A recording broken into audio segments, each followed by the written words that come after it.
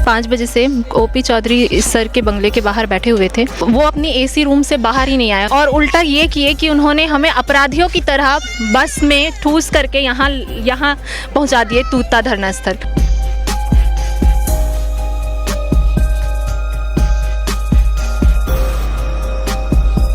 जो राजनीतिक पार्टियां हैं या फिर जो समाज के लोग आकर के हमें समर्थन कर रहे हैं, हम उनका धन्यवाद करना चाहेंगे। और साथ में मैं यही बोलना चाहूँगी कि सरकार का कोई प्रतिनिधि आए और हमसे बात करे।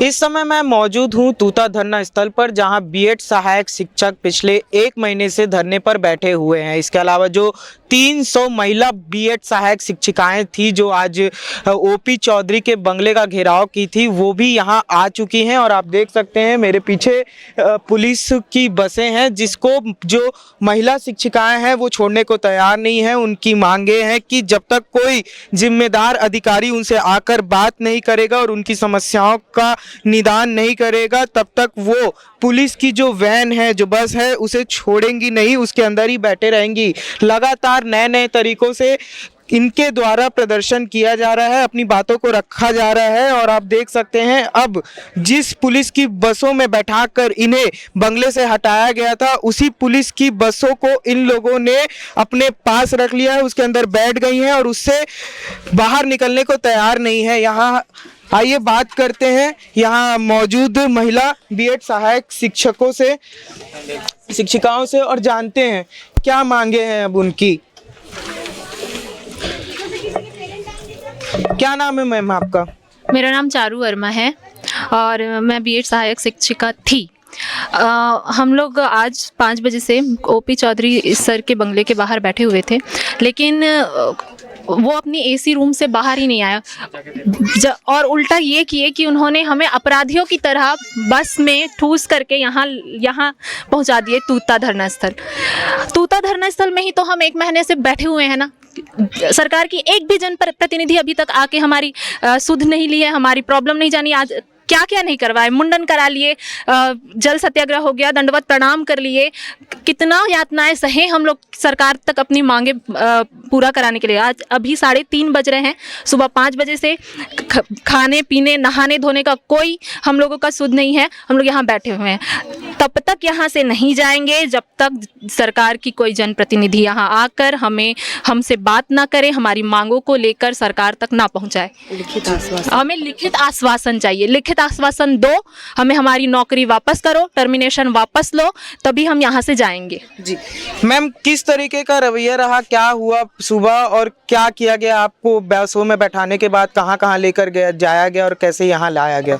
हम लोगों को पूरा नया रायपुर उधर पूरा घुमा करके यहाँ लेके आया गया सर। और हम जब बस में नहीं बैठ रहे थे, गाड़ी में नहीं बैठ रहे थे, तो 4-4, 5-5 जैसे अपराधी हैं, जैसे हाथ पैर को पकड़ पकड़ के, किसी का पैर खिड़की से बाहर है, ऐसे ही बस चल रही थी सर। आप लोग देखे होंगे, आप लोग ऐसी ट्विटर सब में देखे होंगे, ऐसी हमारी स्थिति हो गई है सर। हम लोग क्या करें? और सरकार के पास जब मिलने जाते हैं, जैसे हमारी कुछ साथी जसपुर में मिलने गए थे सर, तो उस समय उन्होंने कहा कि भूखे थोड़ी ना है, क्या हम भूखे मर जाएंगे सर तभी सरकार आएगी क्या? हम सरकार से यही क्वेश्चन करते हैं कि हम जब मर जाएंगे तभी आएगी क्या? यहाँ और भी महिला शिक्षिकाएं हैं, उनसे भी बात करते हैं।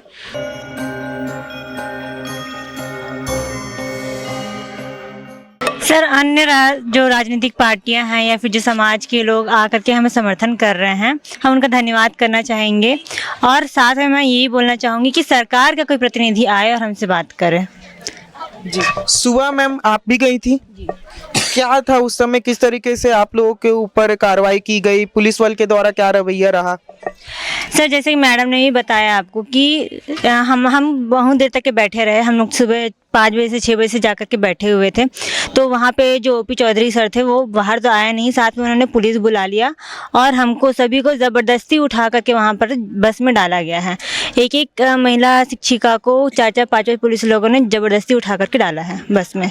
तो हमारे साथ ऐसा व्यवहार किया जाए जैसे हम कोई क्रिमिनल हो सर, जबकि हम सिर्फ और सिर्फ अपनी मांगों को लेकर के यहाँ पे बैठे हुए हैं, लेकिन सरकार को उसकी सुध नहीं है। ठीक है, अब इसके आगे क्या करने वाले हैं आप लोग? मैम सर जब तक हमारे पास जो ओपी चौधरी है कोई भी सरकार नहीं आता है तब तक हम लोग सोचे कि हम लोग यहीं बैठेंगे। आचार संहिता लग जाएगा लेकिन हम लोग अपनी मांगों को रखेंगे ही सरकार के पास ताकि हम आगे हमारी बात उन तक पहुंचती रहे और हम जनता भी हम लोग को सुनते रहे और हमारी मांगों को जल्दी पूरा करे।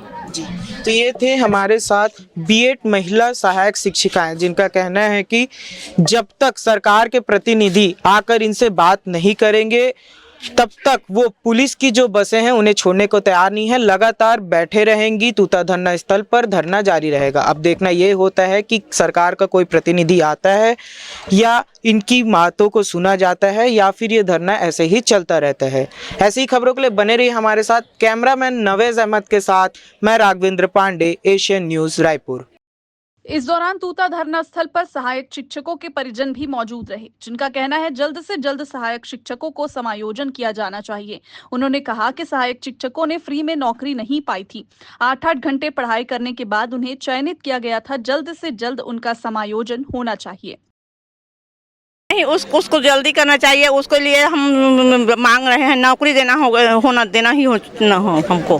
सर जो भी यहाँ चयन होके आए हैं बीएड धारी, वो जो है जैसे शासन का निर्देशन है, नोटिफिकेशन जो दिया गया है उसी के आधार पर आया है।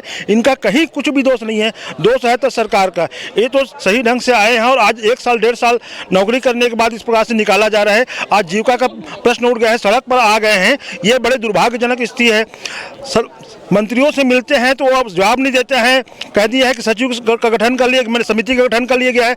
समिति गठन की है, उनकी भी रूपरेखा नहीं मालूम है। कम से कम समिति गठन किया गया है तो जो शिक्षा कर्मी है उसमें से 1-2 प्रतिनिधि रखना चाहिए।